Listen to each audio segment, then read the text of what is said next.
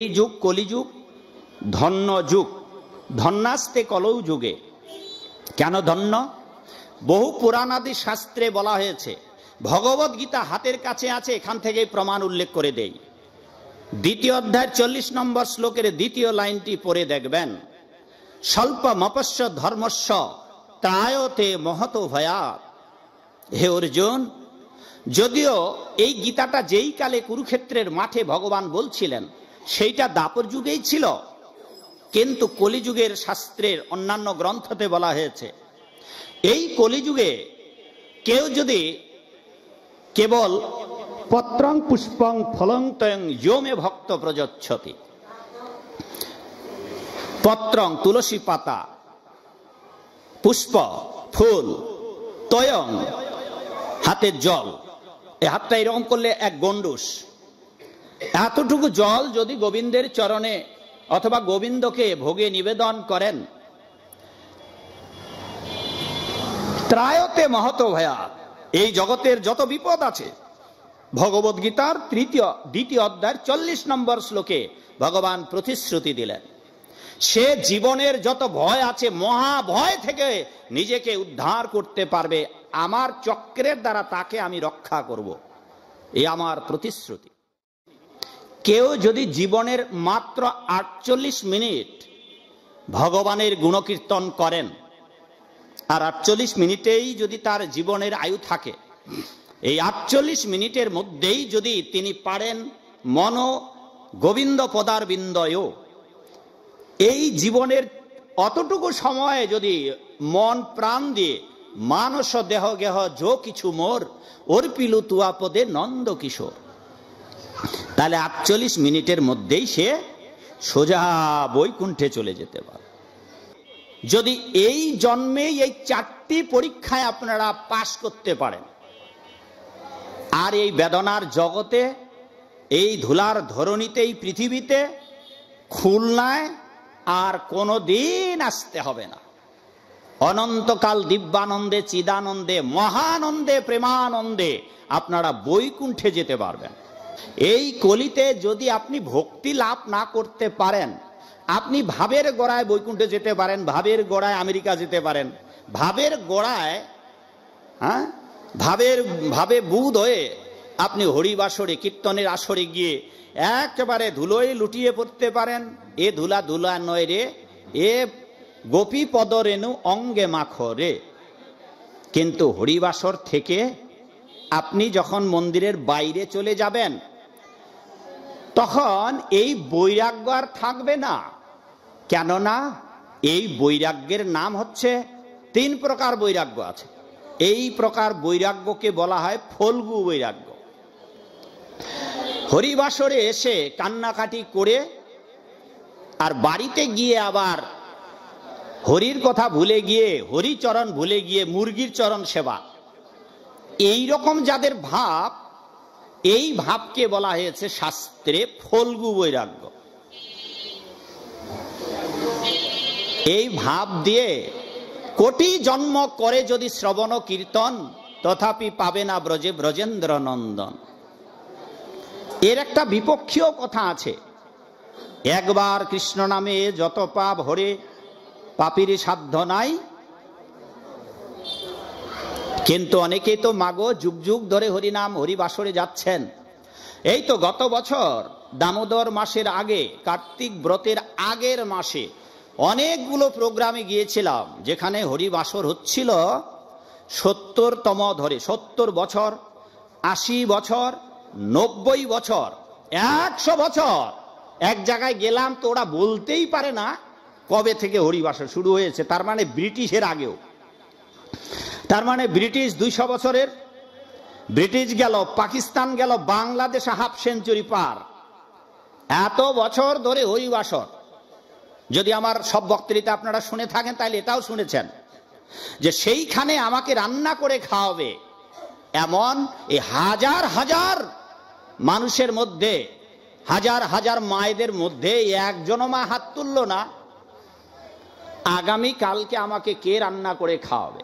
কেন? ওই যে 100 বছর ধরে হরিবাসর শুনেছে, ভাবেই গড়াগড়ি দিয়েছে, সাধু হলো না। 30 বছর ধরে যদি এইখানে হরিবাসর হয় আর প্রতি বছরে যদি একটা করে পরিবার ভক্ত হয়, তাহলে আপনাদের দৌলতপুর, বাবার নামটা ঠিক বলেছি? দৌলতপুর। তাহলে দৌলতপুরে কতটা পরিবার ভক্ত হওয়ার কথা? 30টা। এইবার হরিবাসরে আসলাম, শুনে ভাবে গড়াগড়ি করে বাড়িতে চলে গেলাম। তথই বচ, হরিবাসর শোনার আগে যেমন হৃদয় ছিল, হরিবাসর শোনার পরে ওই রকমের। 7 দিন ধরে ভাগবত পাঠ শুনে যাচ্ছেন আসছেন, যাচ্ছেন আসছেন। আইলাম আর গেলাম, খিচুড়ি খাইলাম, বাড়িতে গিয়ে কিছুই পালন করলাম না। বললেন ভাগবত শ্রম এব হি কেবলম। যারা এইভাবে শুধু আসা যাওয়া করছেন, ভাগবতের অমৃত গাথা শ্রবণ করছেন, বাড়িতে গিয়ে একটাও পালন করছেন না, তবে এত দূর থেকে আমি যে আসলাম, বা বাবুরা যে সুন্দর আয়োজন করে আপনাদের শুনবার ব্যবস্থা করে দিয়েছেন, তো হোয়াট ইজ বেনিফিট? বাবা কি লাভ হবে মাগো? তাই জন্যে আপনাদের 4টি পরীক্ষা দেব আমি। বাড়িতে গিয়ে যদি এই জন্মে এই 4টি পরীক্ষায় আপনারা পাশ করতে পারেন, আর এই বেদনার জগতে, এই ধুলার ধরণীতে, এই পৃথিবীতে, খুলনায় আর কোনো দিন আসতে হবে না। অনন্তকাল দিব্যানন্দে, চিদানন্দে, মহানন্দে, প্রেমানন্দে আপনারা বৈকুণ্ঠে যেতে পারবেন। মাত্র 4টি পরীক্ষা আপনাদের পাশ করতে হবে। হরি বল। 4টি পরীক্ষা, ঠিক আছে, একবার দিলেই হবে। আজকের জন্য একবার দেন, তাহলে আমরা অনেক কথা বলার সুযোগ পাবো। তা জানি না কয়বার দিতে হয়। হ্যাঁ, 3 বার দেওয়ার বিধি, কিন্তু অতিরিক্ত দিলে অসুরেরা আপনার এলাকায় চলে আসবে। 3 বার দেওয়ার বিধি, এই 3 বারের কারণ আছে। কিন্তু যদি 4র্থ বার দিয়ে দেন, তাইলে পাতাল লোক থেকে অসুরেরা আরো উৎপাত করবে। এমনিতেই তো কলিযুগে অনেক অসুর আছে, তারপর যদি অতিরিক্ত কিছু করে কলিকে বা অসুরদের আহ্বান করা হয়, তাহলে ওরা মন্দিরগুলো দখল করবে। সেই জন্যে অবিধিপূর্বক কিচ্ছু করা যাবে না। তো মাগো, যে কথা বলতেছিলাম মা, ধন্য ধন্য কলিযুগ সর্বযুগ সার, হরিনাম মহামন্ত্র যাহাতে প্রচার, প্রণমঃ কলিযুগ সর্বযুগ সার। এই যুগ কলিযুগ, ধন্য যুগ। ধন্যাস্তে কলৌ যুগে। কেন ধন্য? বহু পুরাণাদি শাস্ত্রে বলা হয়েছে, ভগবত গীতা হাতের কাছে আছে, এখান থেকে প্রমাণ উল্লেখ করে দেই।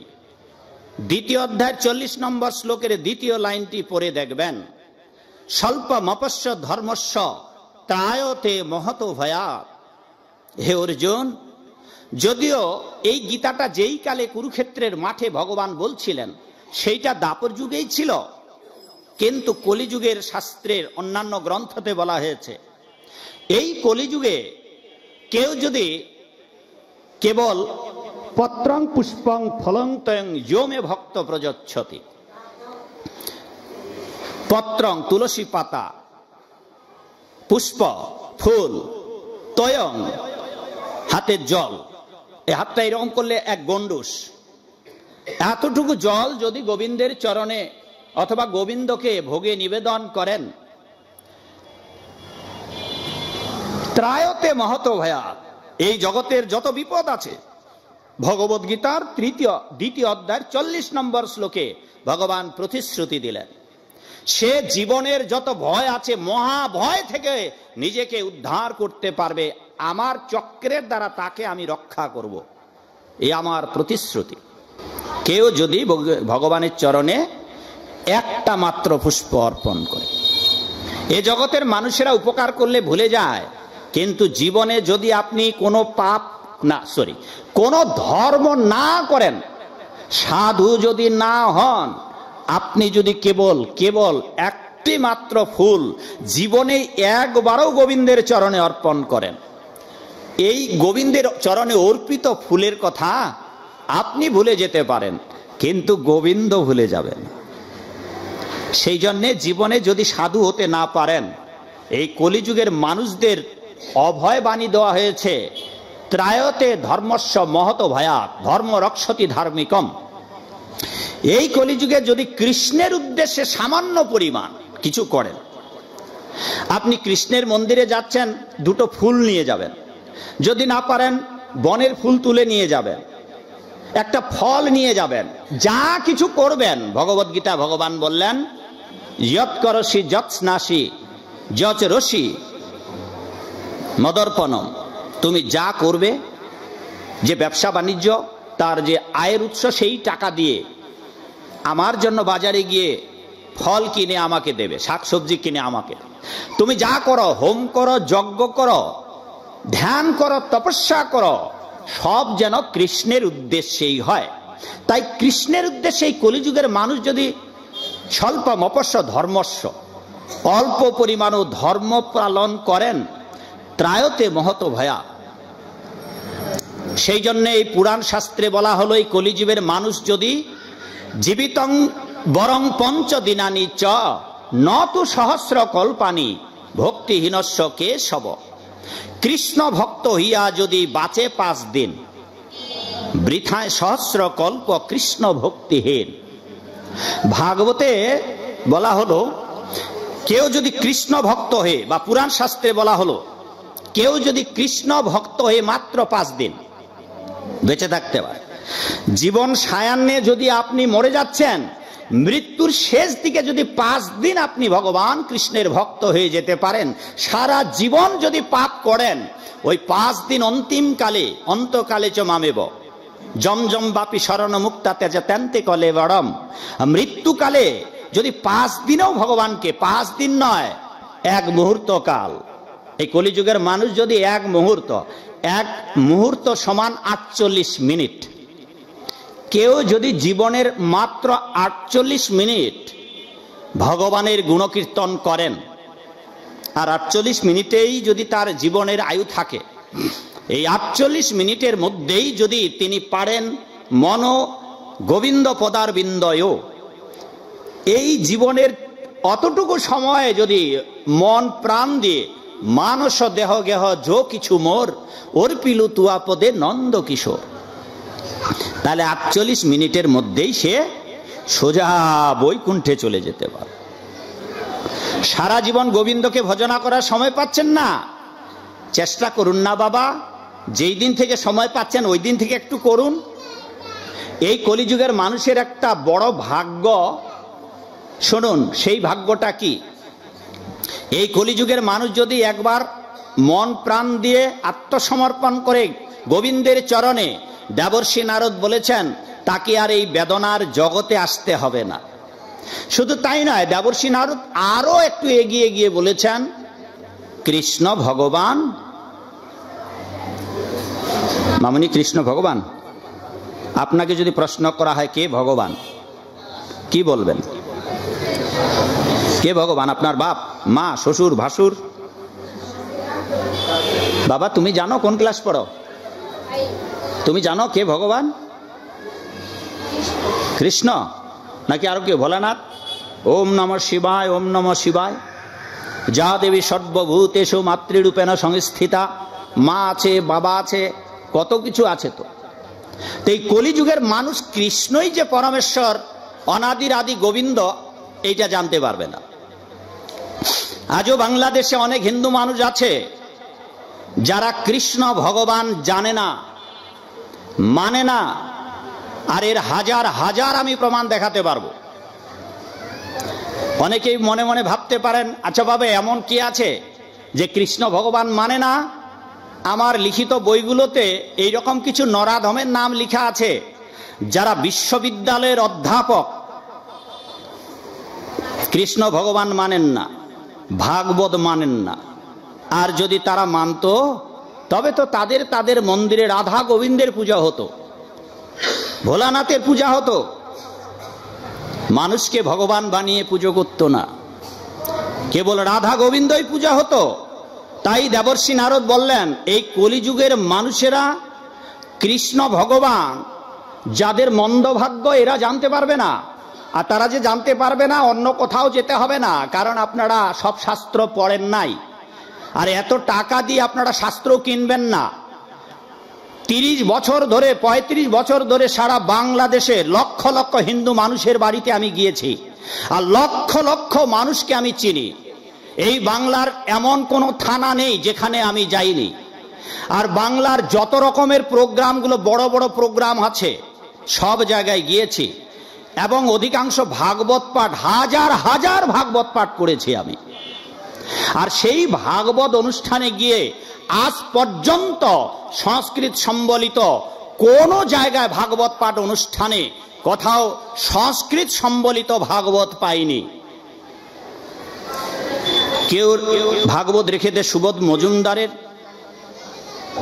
কেউ এক একজনের একক লেখকের, যার কোনো সংস্কৃত নেই, আগাগোড়া ভুল। যেটা আপনারা আজও বুঝলেন না যে ভাগবত কাকে বলে। অনেকে বড় বড় পণ্ডিত আছে ভাগবত গীতা বলে দিয়ে দেয়। হ্যাঁ, ভাগবত যে কি আর গীতা যে কি, দুটো যে আলাদা বস্তু, অনেকে এইটা পর্যন্ত বুঝে না।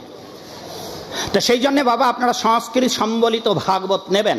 আর এটা আপনাদের গল্লামারি আমাদের মন্দিরগুলোতেও পাবেন।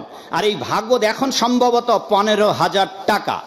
18 খানা পুরাণ, একখান পুরাণ যদি আপনারা আমাদের মন্দির থেকে নেন তার মূল্য 15,000 টাকা নেবে। কেউ কিনবে বাবা কোনো হিন্দু মানুষ ভাগবত? আর আপনারা তো ভাগবত অনুষ্ঠানের আয়োজন করেন, আপনারা জানেনই না ভাগবতে কি আছে।